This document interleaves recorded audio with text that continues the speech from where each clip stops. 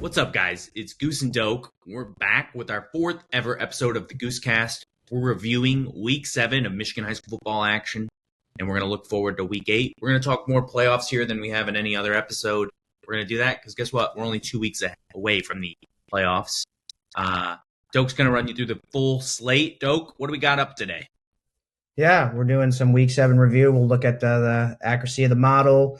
Like usual, some top game results, an update on Survivor Island. We'll go into model rankings, the biggest movers, top matchups, unbeaten matchups, playoff odds, a little bit of the bubbles in each division, and then we'll give you guys some pointers on what the likely playoff brackets might look like. But yeah, that's about all we got, but it should be a good one and definitely the most playoffs we've talked so far this year. We're going to jump into that in just a sec, but before we do, guys, this podcast has only one sponsor, and it's not really a sponsor because it's our company, Teamfi. Teamfi is our company. We do free digital fundraisers for teams and groups. We've done them for teams all across the state, all across the nation, 40 different states, 45 different states maybe. I kind of stopped tracking there.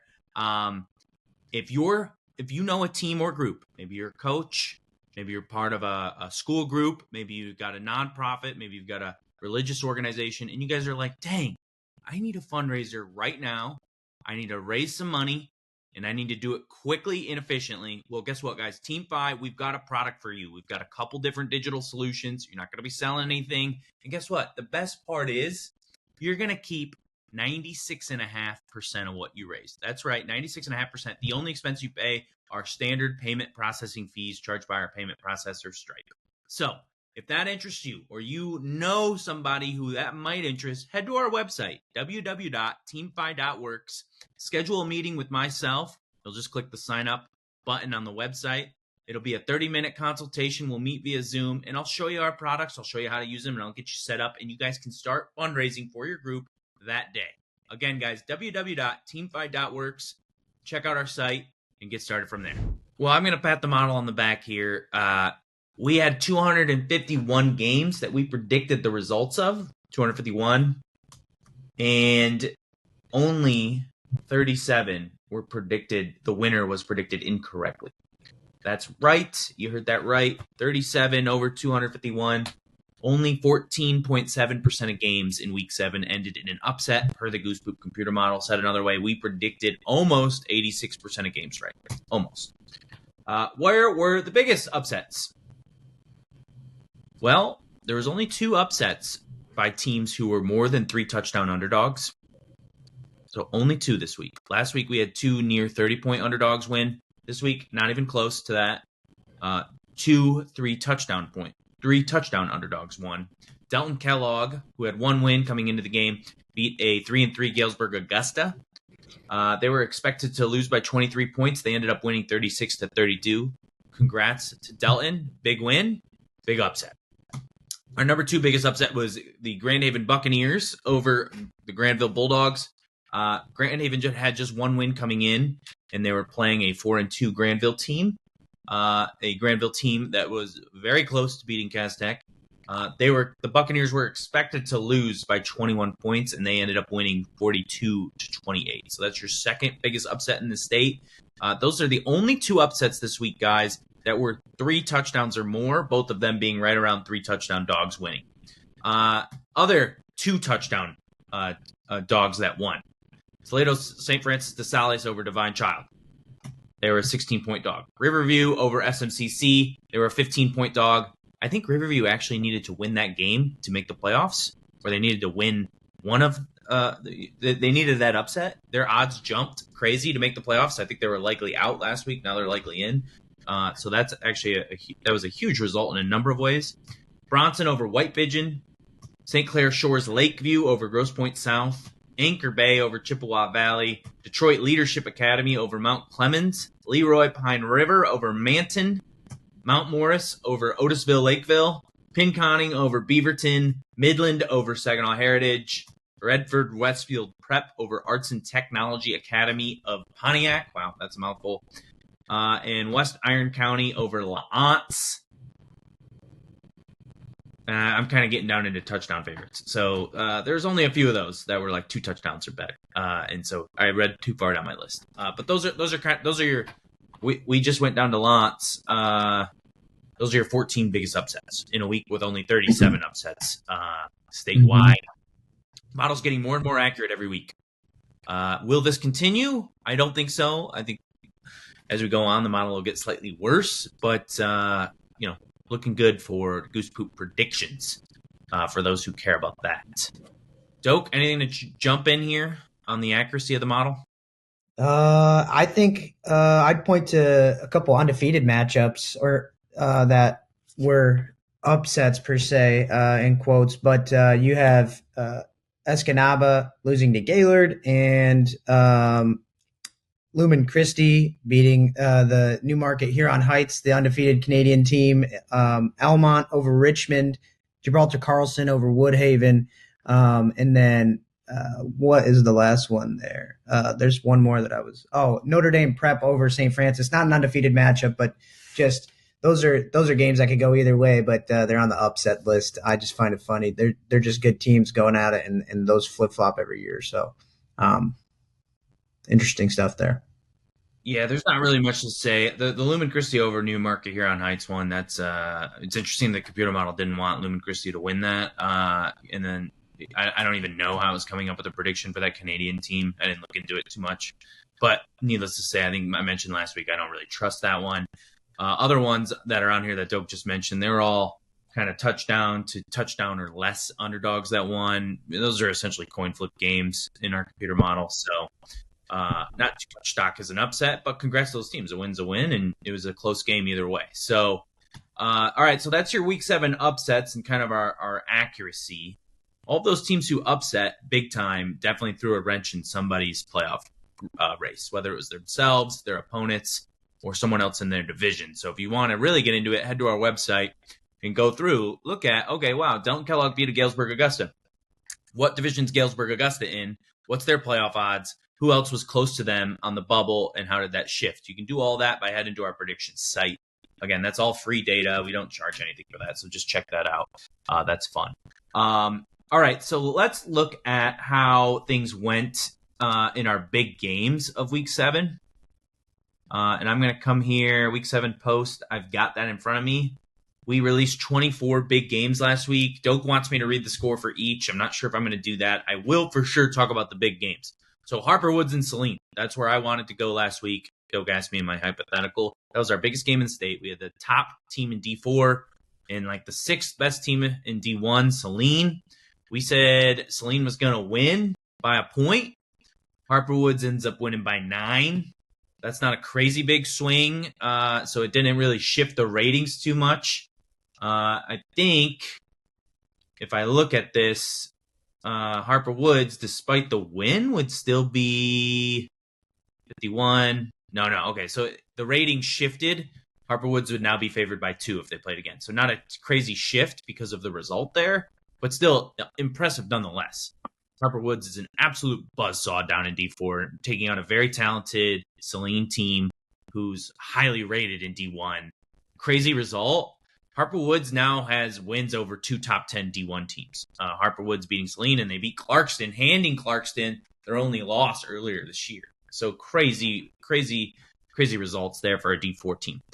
That's going to be my jump-off point to my next game, which was Clarkston and West Bloomfield. That was our second best game. Clarkston wins 38-10 over West Bloomfield. This was supposed to be a much closer game, a 3-point spread. In fact, we had Clarkston winning by 3. They win by 28. That's a huge jump. That's going to jump Clarkston's rating up a bit in the D1, and it's going to knock down West Bloomfield. And again, Clarkston has only 1 loss, and that's to undefeated Harper Woods. So Clarkston themselves could make some noise in D1 this year. A third best game was between 2 teams who are on the playoff bubble, firmly on the playoff bubble.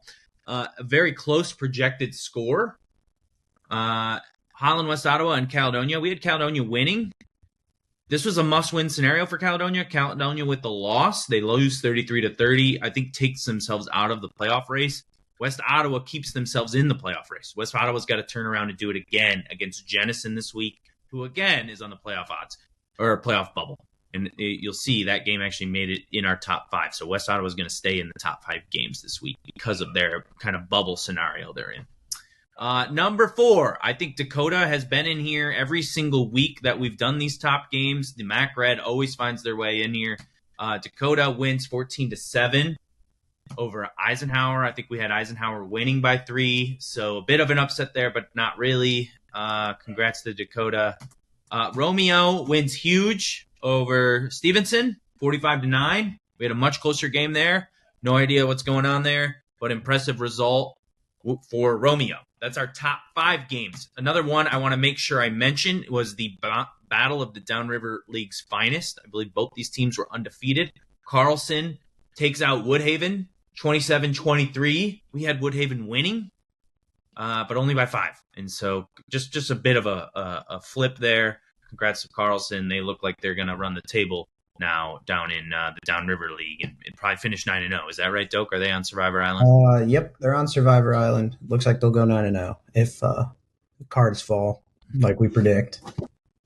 Another one that we have to mention. So the computer model has rated East Kentwood number 1 team in D1 all year, or mostly all year. They've traded spots with DCC.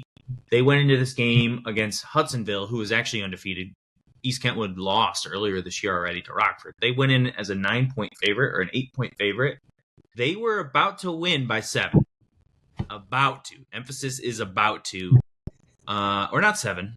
Doak, is that right? Were they about to win by 7? 6. They were about to win by 6. And Hudsonville throws a Hail Mary pass and wins on the last play of the game. Very similar to how they won last week against Rockford. The Eagles are just finding a way to win. That obviously is upsetting the computer model, but huge result there. Hudsonville now looks primed to take the regular season OK Red title and run the table and finish 9-0. They've got 2 games left. They'll be tested in both. You're always tested in the OK Red. But congrats to the Eagles. Huge result there. Sadly to say, and I say this not because I don't like East Kentwood, I say this more because I love it when the computer model follows the actual results on the field. Sadly to say, that's not the case in D1 this year. Guys, I'm going to cut to the chase. The number 1 team in D1, per the computer model, is still East Kentwood. Now, it's close between them and every other team, but if Hudsonville and East Kentwood played again today, we would still favor East Kentwood. And if East Kentwood had a rematch against Rockford, who they've lost to earlier, we would also favor East Kentwood. And that's just the way it goes sometimes due to this math. But anyways, that's going to upset some people. And, it's what it is. We do computer model here. We don't do rankings. So anyways, that's the game I wanted to touch on.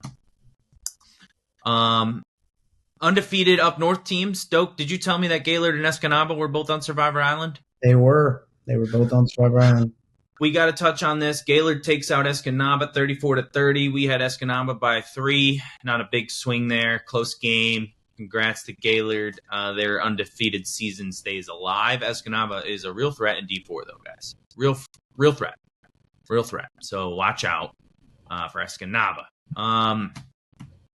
Another big game that we had on there, Rochester wins 10-0 over Southfield. Guys, this was a big game because it was supposed to be so close. And it's even more consequential because Rochester is a bubble D1 team. And if they lost this, you could basically wipe their playoff chances out. If they won this, they're right in the playoff running.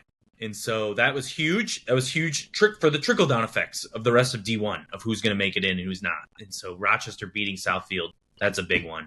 Another big one is Pontiac Notre Dame Prep absolutely lit up the scoreboard against St. Francis. St. Francis was our number 1 D6 team coming into the week. Notre Dame Prep was somewhere down the list in D5, but highly rated themselves. Notre Dame Prep was supposed to lose by a touchdown. They end up winning by 25 points here, 63-38. Huge result for Notre Dame Prep. That's going to shoot their rating up a bit too. So congrats to NDP maybe coming into their playoff form from last year. And so great. All right, well, Doak's going to take us through Survivor Island. Doak, real quickly, tell us how many teams.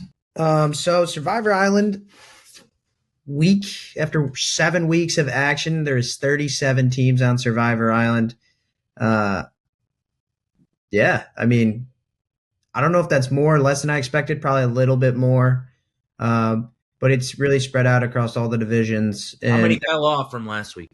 Last week we had 48. This week we have 37. So 11 teams. That's a big drop.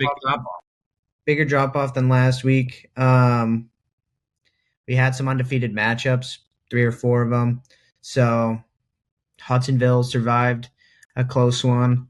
Harper Woods beat Saline, knocked off another team. Grand Blanc and Davison will go at it this week, which is an undefeated matchup. So that'll be at least one less team next week. Cass Tech's going to get tested by MLK. Carlson beat Woodhaven, which kept them on the list and knocked off Woodhaven. So there's a lot of different matchups last week in the undefeated realm. Almont beat Richmond in a battle of undefeated. So it's definitely shrinking, but I don't know how much more it will shrink before the playoffs. Maybe a little bit more this week, and then it'll calm down in week 9, just with all the crossovers coming this week. Model ratings. We got a fresh batch of model ratings. We've got some new number ones. We've got some number ones that have stayed put. I hinted at D1 already. People are not going to like that, but that's just what it is. So let's jump into it. Before we do any ratings, we're going to do an ad break. I was just informed by my editor. Ads are important for this podcast because they keep the podcast alive. JK, our only sponsor, doesn't pay us anything because it's our company. Yes, you heard that right. Teamfi, our company, we do free digital fundraisers for teams and groups. So if you're a coach, you're affiliated with a school group, your kid is in a group, and they're like, hey, we need to run a fundraiser, look no further than Teamfi, guys. All of our fundraisers are free and digital, meaning you're not going to be forced to sell anything. They're all going to have different spins on just getting donations, right? So it's very efficient. And then 2, they're free, meaning our app takes nothing out of what you raise. You pay just credit card fees. Those are 2.9% and 30 cents a donation. You're going to profit 96.5% on the dollar. And so check out Teamfi. We can get you set up today. All of our fundraisers are going to raise you several $100s per person. So you got a team of 50, right? That's several $100s each kid in the 50-person group. So check it out. Our website is www.teamfi.works. You can schedule a 30-minute meeting with myself. I'll walk you through our different products so you can check out which one's right for you, and we can get you set up that day and ready to roll. So again, www.teamfi.works. Check it out. I'd love to meet you. All right. Sorry about that ad break, guys. We're going to come back to our ratings right now. So we have post-week 7 ratings. Let's go through them. So in D1, I'm going to start with D1. We've got no change at the top. EK is still your number 1. That's going to definitely upset some people because they have 2 losses. But the thing is, guys, who have they lost to? They've lost by 1 to team number 4, Hudsonville, right, on a Hail Mary. And they did actually get, I think Rockford put a nice little margin on that, right? Doak, wasn't it? 21-14. Only a touchdown mention? Okay. So it was only a touchdown. So they lost by a touchdown to team number 5. And so really what the computer's saying is, look, the OK Red is deep this year. Really deep. 3 of the top 5 teams in the state.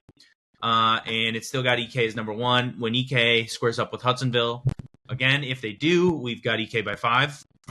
And if EK squares up with Rockford, again, we've got EK by 7, which, again, both those could very easily see an upset. So just check that out. Stay sorry for those who are frustrated by that because it doesn't really make sense. But that's what's fun about computer model ratings is they kind of carve out the noise and try to just look at the math of things.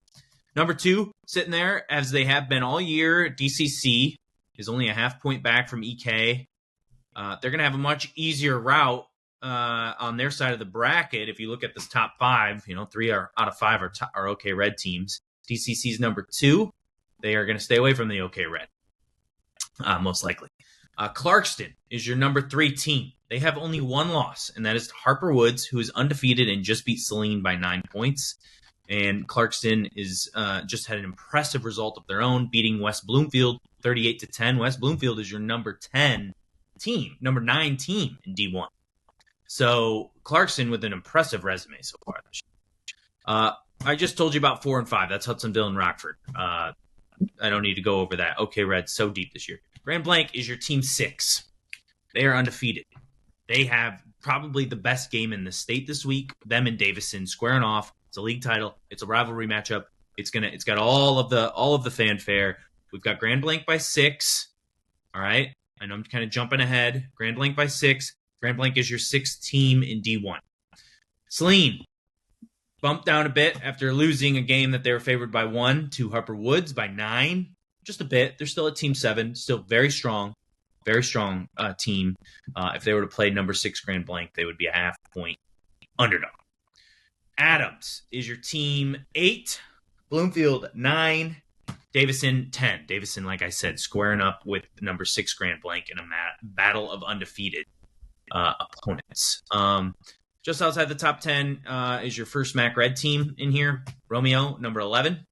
Stony Creek, also, they've been kind of hovering right outside the top 10. They're 12.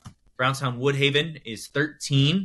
Their rating goes down. Actually, the rating is unchanged after losing to Carlson this week in the Battle of the Downriver League. Northville and Howell are 14 and 15.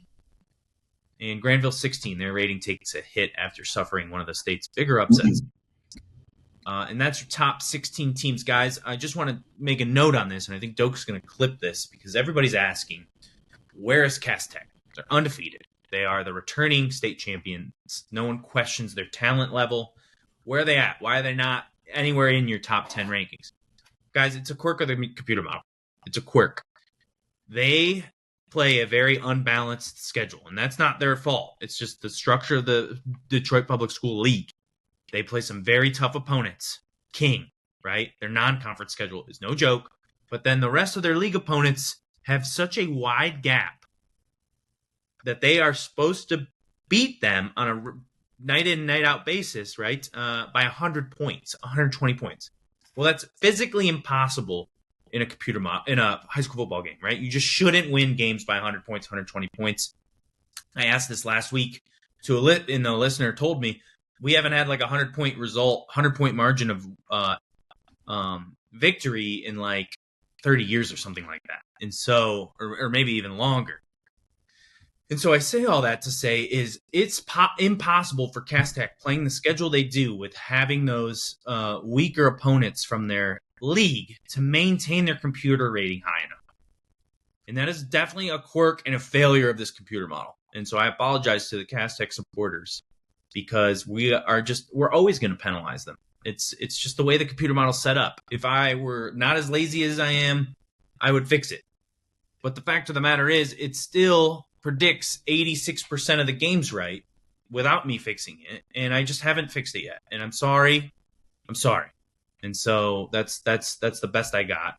They are getting unfairly penalized. They should not be down at team 20 in D1. They should probably be closer to team 10. Now, I say all that, and they still, if I fixed it, they probably still wouldn't be near the top. Why? Because they've got that close win against Granville. They only won by 3. And Granville has 3 losses at this point. And so Granville, they're probably fairly rated as team 16. Cass Tech might be closer to team 10 if we fix their kind of strength of schedule issue I just espoused on. So that's why. That's the why of Cass Tech. They'll definitely have some big upsets in the playoffs. Upsets per the computer model. Everyone else will say, no, you're dumb, Goose. Why didn't you have Cass Tech winning? But again, that's the why and the how. Again, that's probably too much time spent on that. But again, my apologies to Cass Tech supporters. It's nothing personal. It's just the way the math is set up. Doak, anything I missed there with No, my apology? I think you did. I think you did a good job there explaining that. Let's jump to D2. All right, let's go a little quicker here. So we spend more time on the bigger divisions, guys, because there's just more people that pay attention to that, and I'm sorry about that as well. But we're going to go quicker here. So Orchard Lake St. Mary's is your number 1 team. That's been unchanged. Portage Central, they're about a 6-point dog. They're number 2. They've been number 2 all along. Muskegon has been team 3 for quite a bit, or team 3 or 4. Dow and Dexter are 4 and 5. I think that top 5 is basically unchanged. It's basically unchanged. Now, one thing I do want to check on is Dow, just their schedule, because who are they playing in the last 2 weeks of the year? Or something I want to look at. They've got Lapeer and Midland. Dow has only one loss, and that's to Mount Pleasant. Mount Pleasant, of course, is highly rated down in D3. So that's your top 5, kind of unchanged. Mona Shores is your number 6. Groves is your 7. Byron Center is 8. Grosse Pointe South 9. Carlson up at 10. They've made a bit of a jump back into the top 10 after beating Woodhaven in the Battle of Downriver. And so that is your top 10 teams in D2. Let me go down to 3. DeWitt has widened their gap. They were the new number 1 in D3 last week. They have widened their gap substantially on the rest of the field. DeWitt is now a 9-point favorite over number 2 Mount Pleasant. That's right. Let me say that again. DeWitt is now a 9-point favorite over number 2 Mount Pleasant. Mount Pleasant, of course, at number 2, they've had the 1 or 2 spot all year. They are undefeated. The Oilers are. Maybe am I right on that, Doak? Mount Pleasant undefeated. Yep, unbeaten. Lowell is at 3. That's another one people are going to be frustrated with. What? Oh, I just said nothing. I was just talking about Mount Pleasant's games. You're good. Gotcha. 3. Lowell at 3 is another one people are going to be frustrated with. They have 2 losses to teams that are rated lower than them. Kanawha Hills at 6 and Cedar Springs at 9, both in D3. That's going to frustrate some people. I grant you the frustration. I will say also that they have a win over the 5th best team, 40-7, East Grand Rapids. And so all of these things are aggregated together. That's what the computer model does. What's interesting is they will beat EGR 40-7 in week 1. If they played it again today, we would favor Lowell by 6 over EGR. A big mover of late is your 4th best team, Niles. Niles made the D4 finals last year and lost to Goodrich. Niles is your 4th best D3 team. Their rating has jumped all year. They've been slowly creeping up. They're now the 4th best team. So Niles is right in there at 4. I already told you number 5. That's EGR. Number 6 is Kanawha Hills. Don't discount the 6th best team rating. I just told you they beat team number 3 already, and I think they beat them by 12 a couple weeks ago. They beat Lowell. King is 7. Again, same apology I just issued to Cass Tech. I'm going to issue to King. They are definitely underrated because of the strength of schedule they've played against their City League opponents. So King probably deserves to be rated probably 3 or 4 or 2. Somewhere below DeWitt, I would say. Mason is at 8. Is that right? Yep, Mason is your 8th best team. Cedar Springs at 9. The RCA is very well represented here. 3 teams. We've been talking about that all year. And Zeeland West is your 10th best team. Notable people outside the top 10. Warrendale LaSalle is 12th best team in D3. They've got a big game they got to win this week to make the playoffs, I think. So watch out, De La Salle. They're down at 12. Let's flip to 4. D4. Well, no one's going to be surprised here. Harper Woods, after taking down, owning wins now over 2 of the top 10 D1 teams, top 6 D1 teams, I think, 2 top 7 D1 teams, Saline and Clarkston. Harper Woods is your number 1 in D4.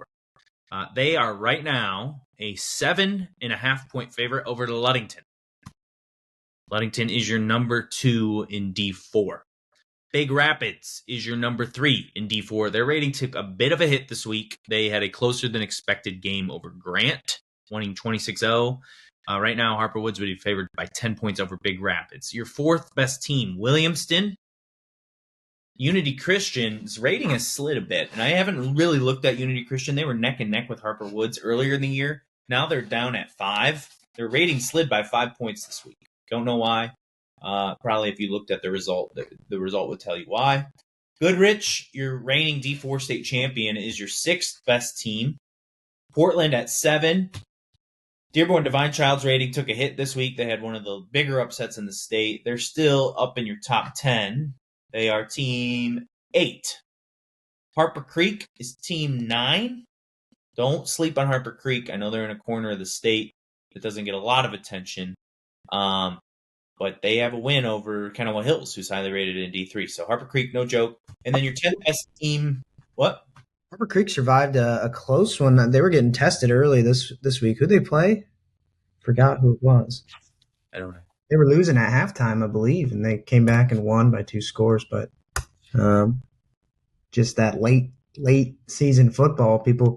Oh, Hastings, good squad in Hastings, but Hastings had them on the brink, up 15-14 at halftime.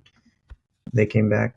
Yeah, and they played no slouch of a schedule either. Harbor Creek. They played Kanawha Hills, who's highly rated in D3 and won. They lost to Cedar Springs, who's highly rated in D3. So no slouch of a schedule there for Harbor Creek. And Hazlitt is your 10th best team at a rating of 27. And so that is your top 10. The gap between Harper Woods and Hazlitt being your top 10, the rate model would put a 24-point spread on that game right now. So there's a nice little gap developing between Harper Woods and the rest of the field. I think rightfully so, just given the results on the field. Harper Woods having 2 huge D1 wins. Let's jump to 5. 5, got a bit of a Cass Tech Martin Luther King dynamic going on here with Frankenmuth. They dropped to 2. Their only reason they dropped is because they could not physically match the spread the model wanted for their Bridgeport game. The model wanted them to win by 90. They win 77-6. Well, congrats. That's just not enough, and that's going to ding your rating. So that's why Frankenmuth's down at number 2 now. GRCC back at 1. These two have been dueling all year. They're probably destined for a D5 semifinal matchup like they have since the beginning of the decade, basically. So watch out for that one. Now, that won't happen if West Catholic has anything to say about it. West Catholic and Catholic Central are probably destined for a district final matchup or a regional final matchup. West Catholic is your number 3 team in D5. Right now, West Catholic and Catholic Central, if they squared off, we would have CC by 3 over West. So very good game shaping up there. Huge game. Number 4, look who's back in the top 5. Notre Dame Prep has shot up to the top 5 of D5. Huge jump this week, jumping their computer model rating by a touchdown. They are 32. Guys, Notre Dame Prep can very well take home D5 this year. I think a lot of people have written them off because they had some early season losses, I want to say. But after beating St. Francis like they did last week, their rating has adjusted. They are now only a 4-point dog to GRCC, who's your number 1 team in D5. So congrats to NDP on the momentum there. Ogemaw Heights, representing the Jack Pine, is your 5th best team. Monroe Jefferson, one of our top game in the state this week, squaring off with SMCC, is 6. Swan Valley 7. Richmond 8. Armada 9. Back-to-back BWAC teams. And Michigan Center is your 10th best team in D5. So that's your D5. Top 4 being 3 Catholic schools in Frankenmuth. I think that is pretty much unchanged from where that's kind of a division shaken out over the last few years. D6, let's jump in. Interesting stuff happening with D6. So St. Francis was the number 1 team all year, and they just lost that status because they lost in kind of a big fashion to Notre Dame Prep. Notre Dame Prep beat them by 25 points. And so their rating has taken a hit. They're down at number 3. Your number 2 teams are unchanged. They just slid up. Lumen Christi's number 1. Kingsley's number 2. Now, that's going to frustrate some people up north. Kingsley lost to St. Francis earlier this year. Doak, what was the margin of error or margin of victory? They won by 1 point. St. Francis beat Kingsley 21-20. Okay. So maybe not too frustrating given that we would assign Kingsley to be a 1-point favorite over St. Francis. So today, and they lost by 1. That seems pretty accurate, right? So just know that's how the top 3 is shaken out. Reed City is your 4th best team in D6. Calumet, the furthest north team in the state, is your 6th best team or 5th best team. Ida is at 6. Belding 7. Alma 8. Montrose 9. Marine City is your 10th best team in D6. So those are your top 10 D6 teams. All right, let's jump. Let's keep going. We've been doing this a while. What's 7? Your top 10 D7s. 7's changed up a bit. I told you SMCC was one of the bigger victims of an upset this last week, losing to Riverview by a point. Their rating has slid a bit. They're down at team number 3. Your new number 1 for the first time all year, not a name that anyone's going to be surprised by, Puama Westphalia. They're your number 1 team in D7. They are neck and neck, though, with Menominee. So if PW played number 2, Menominee, they would be a half-point favorite today. According to the computer model, SMCC is about a touchdown off of those teams. Whiteford is your number 4 in D7. Clinton, number 5. Millington, 6. That's your reigning D7 state champ. Don't count them out. Ithaca is 7. Cass City, 8. Laker, 9. And Charlevoix rounding out your top 10. Those are your top 10 in D7, guys. So new team there. Guam, Westphalia leading the pack. 8 is where things have changed a bit. So I told you about how big the gap Harbor Beach had opened up on the rest of the field. I've been telling you about that all year. They've come back to earth. Their rating has come down quite a bit. They had a closer than expected game against Reese. We say that. I think they still won by 3 scores, but of course their rating was saying they should have won by 5 or 6. So still no slouch of a team. Far from it. Harbor Beach is still number 1, but their rating, now they're only favored by 1.5 over Hudson. So it's basically neck and neck for the D8 state title, is what the model's saying, is Harbor Beach or Hudson. The next closest team to those two is Beale City. They're down 17 points below the other 2 teams. So 3 scores. So that'll be interesting. Saginaw Nouvelle has been sitting in the 4 spot all year. They're kind of a ways off the rest of the pack. If Nouvelle played Harbor Beach, we would favor Harbor Beach by 28 points right now. So that's that. Fowler is your team 5.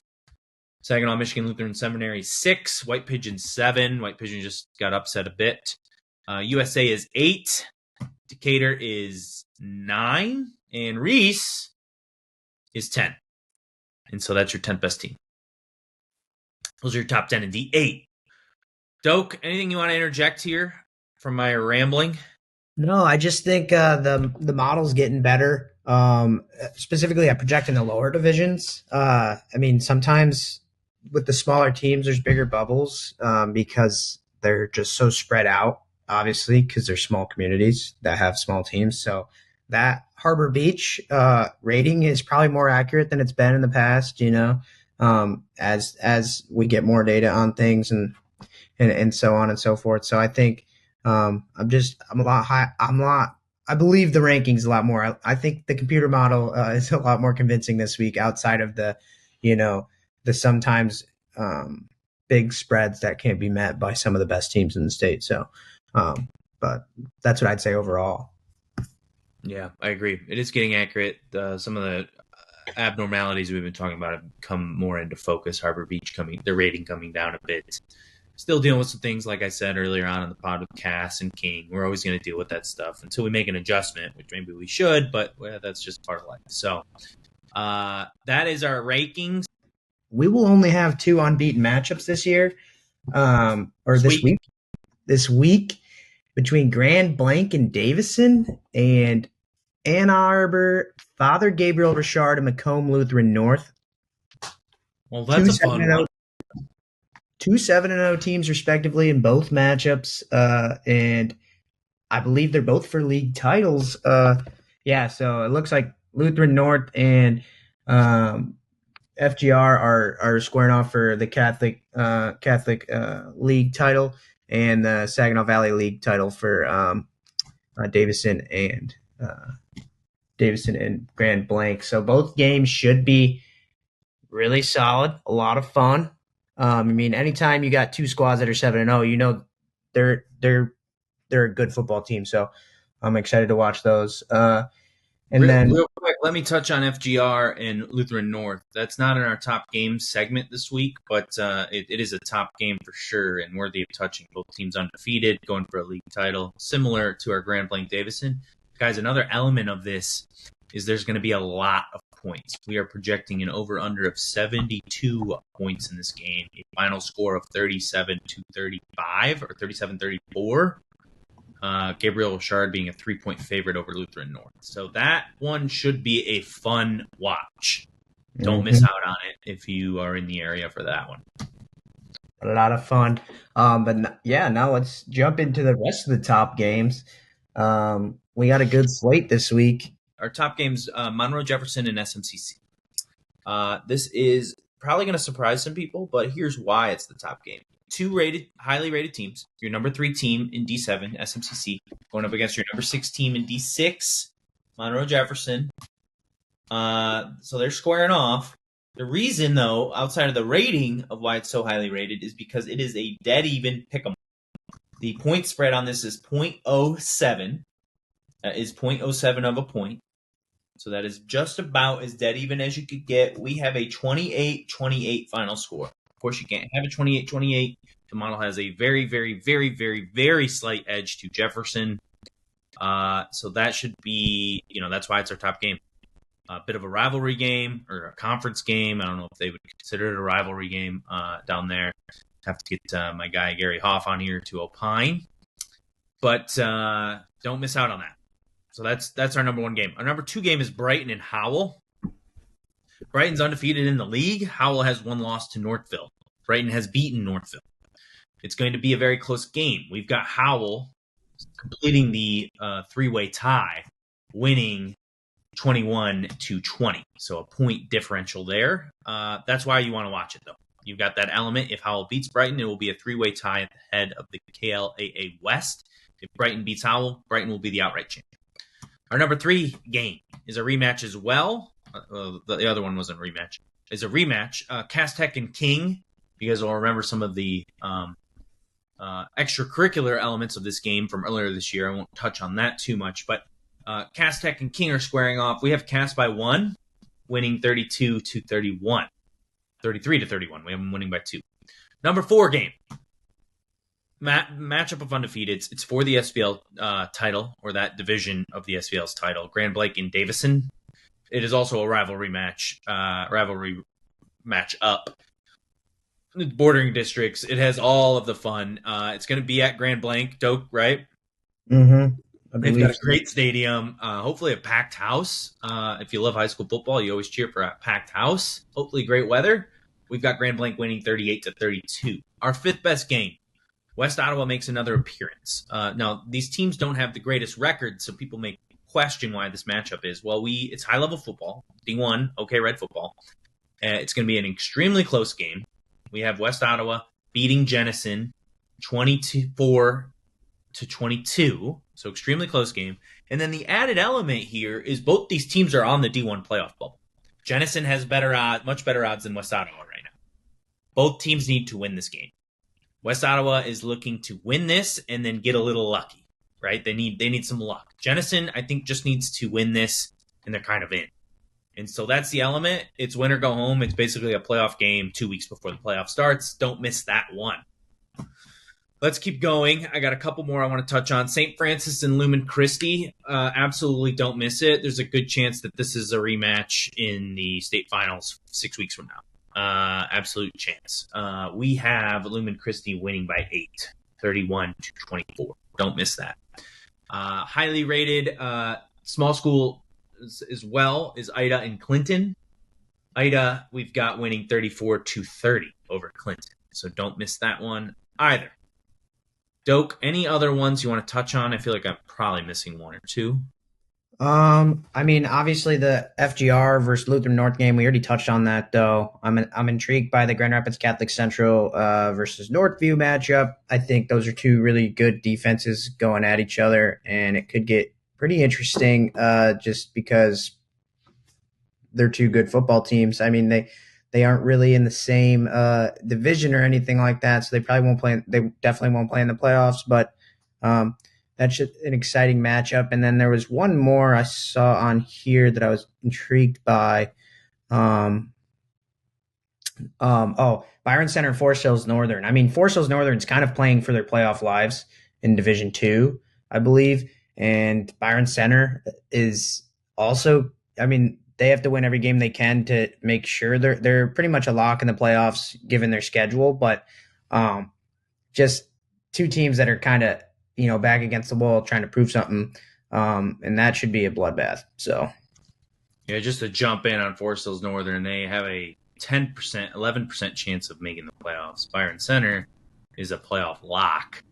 It's going to be a close game. Byron Center, I believe, is favored, but for FHN can still make the playoffs. They need this win to even have a chance. So that's a good call out there. Let's do some superlatives. We kind of skipped this section last week. I think it's always fun. The closest game in the state this week is Jefferson and SMCC.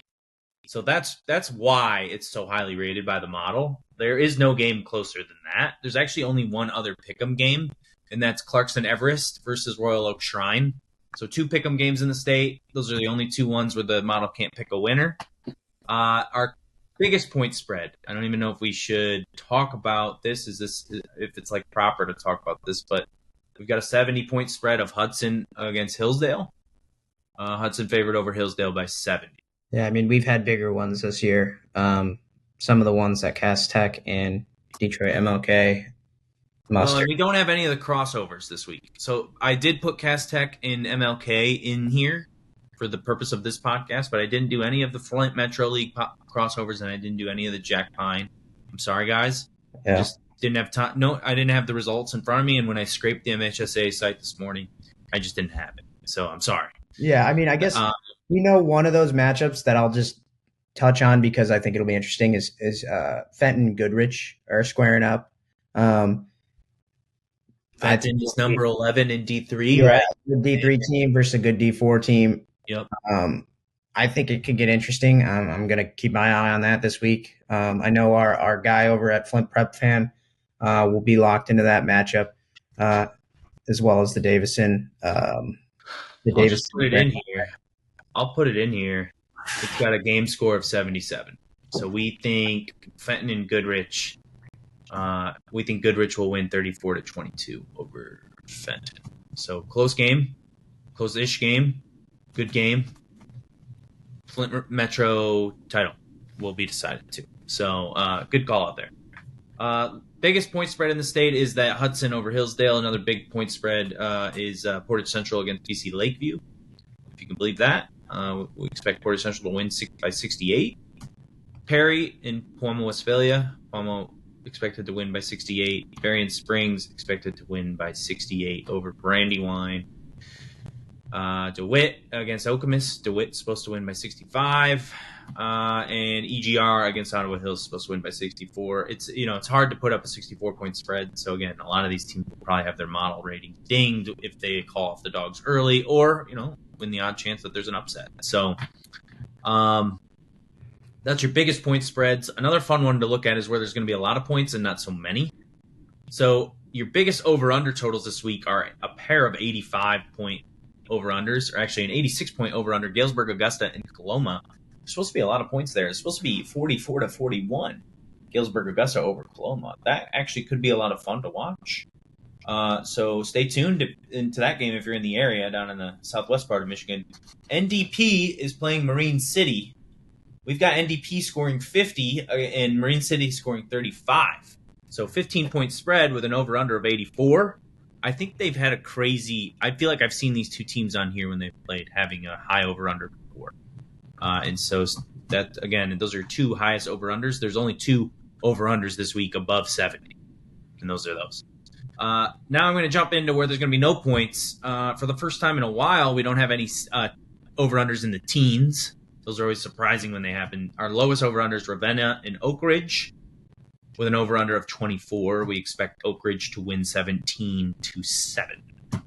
Not too far off. We've got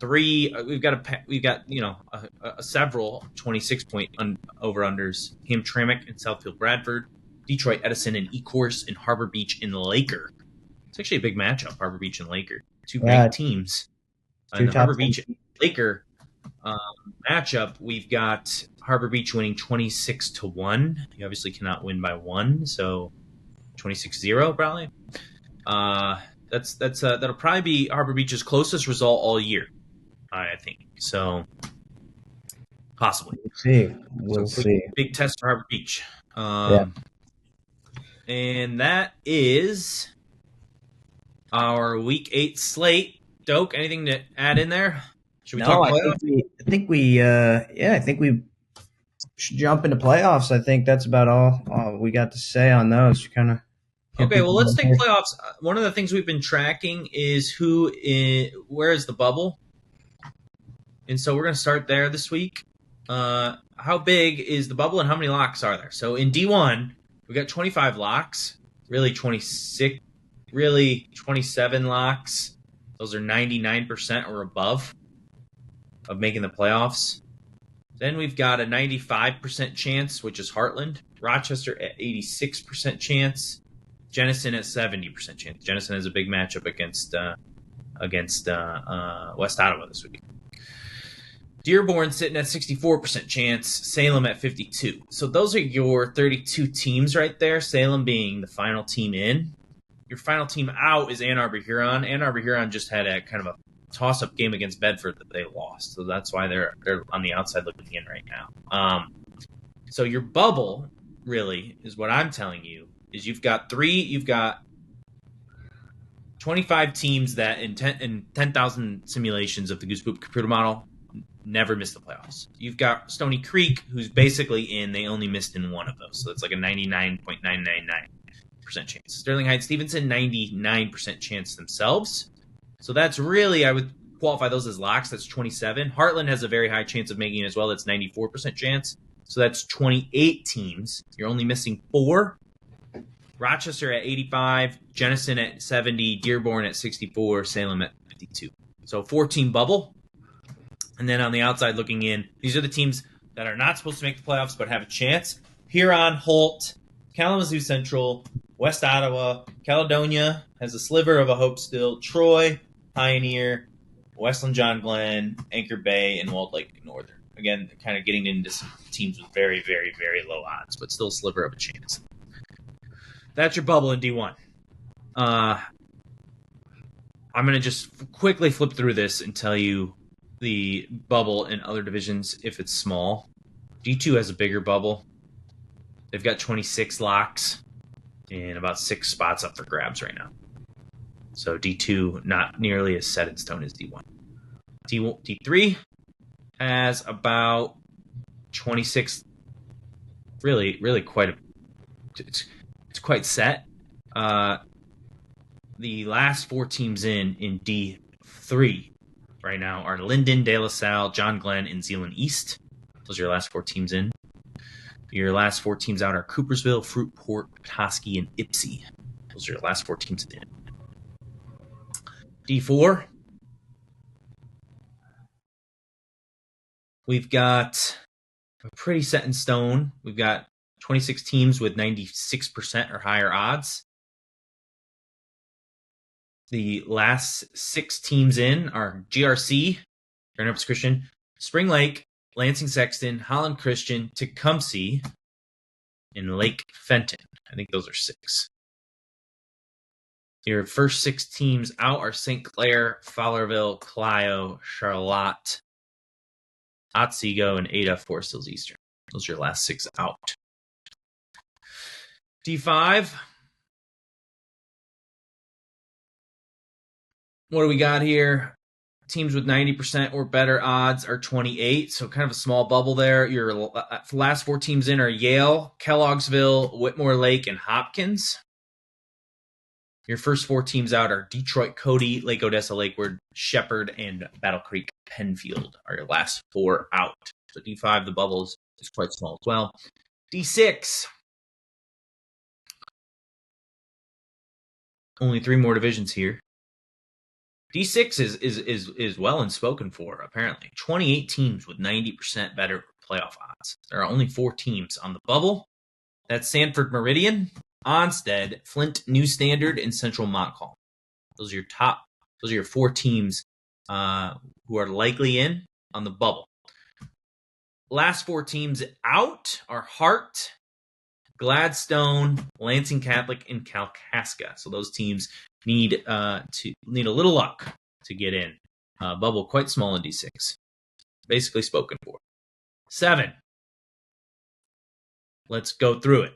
7 is a little wider open. They've got 6 spots, not spoken for teams with 90% playoff odds or better. That's Detroit Community, Coloma, Jonesville, Detroit Northwestern, Leslie, and Galesburg, Augusta are your 7 teams there. 6 teams there. Yeah, those are your last 6 in. Your last 6 out are Ravenna, Otisville, Lakeville, Benzie Central, Bath, Atherton, and Morley Stanwood. All right, our final one, guys. Sorry, this is kind of a long-winded segment. Making playoffs. D8. How many teams are there with 90% or better odds? 28. There's 4 bubble spots. That's Southfield, Bradford, Mount Pleasant, Sacred Heart, Centerville, and Farwell. Those are your last 4 teams in. Your last 4 teams out are West Iron County, Ubley, Vassar, and Lance. So, that is your playoff picture. Now, who really jumped up this week? This is a quick segment. Who made the biggest jump? Bedford made the biggest jump in D2. They jumped from likely out to likely in. That's because they won a coin flip game against Ann Arbor Huron. So congrats to the Kickin' Mules. They improved their playoff odds the most in the state. East Lansing did basically the same thing in the same division. They won a coin flip game against Sexton. They went from likely out to likely in. So congrats there to East Lansing. Summerfield, same flavor. Can't remember who they played. Oh, it was Toledo, Ottawa Hills. They went from likely out to likely in by winning a coin flip game. Rochester wins a coin flip game against Southfield A&T. That's big for the D1 picture. They jump from likely out to now likely in.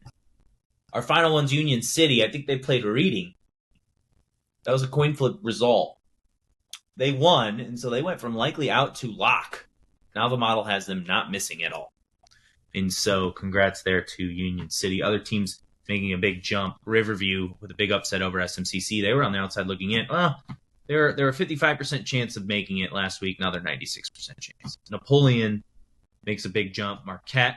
Owasso makes a big jump. I can't remember when the last time Owasso made the playoffs. So they're hunting for that. They were 60% chance of making it last week. Now they're 97% chance. West Iron County, Lake Fenton, Leroy, Pine River, Grand Rapids Christian, Centerville, Muskegon, Mona Shores, all making big jumps in their playoff odds. That's all I got for the playoff section. Doak, anything I'm missing? Nope. I think that is all we're talking about on the pod. But if you want to see exactly how these top 32 teams might shake out in like a bracket sense, who you might be playing first round, what the regions look like, head to our website and go to the predictions and check out the likely playoff bracket, the playoff map. You can even make your own pairings if that's what you're into to see what the different shakeouts could be for the bracket and the possible matchups. So that is what I'll say on that. But that's pretty much all we got here for this pod. But thanks for sticking it out. It was a good one. We're starting to get a feel for what the playoffs are going to look like. These last 2 weeks are always intense with league titles, playoffs on the line. It's going to be fun. Yeah, couldn't say more. It's the best time of year. This is when the real consequential football gets played, and so congrats to the teams that are still in it, and teams that aren't. Have fun last two weeks of the season. So thanks again, guys, for listening in. Hopefully we're getting tighter. If you have suggestions for content you want to see, drop a comment or shoot us a DM on Twitter or Instagram, and we'll make it happen. We're trying to get better every week. This is, again, our 4th episode. Dope does such a good job editing it and making it so it's snappy and really just trying to bring you guys a lot of value. And then, quick plug for all of our social media. Follow us everywhere at Goosepoop. We're on Insta, we're on Facebook, we're on Twitter. We've got a newsletter that comes out every Friday. Subscribe to that. You're going to get that right in your inbox. It's a summary of all of our best social media content from the previous week. So again, if you don't have time to be on social media, but you still want to get that in your inbox, just subscribe to our newsletter. Again, that's free. We don't spam you. It's once a week. It's probably only during the season. I can't imagine that we're going to really continue this for the other, 40 weeks of the year without football. So subscribe there. And then, guys, again, quick plug for Teamfi. It's our company. It's the only sponsor. It's what we do. It's a free fundraising service. If you have a team or group that's looking for a fundraiser, check us out. www.teamfi.works. I'll show you different fundraisers we run, and we'll get you set up. So again, Thanks everybody for listening, and that's all we got for week 7, week 8. Let's go get it. Awesome. Leave a like, leave a comment, subscribe. We appreciate all of you guys. So thank you.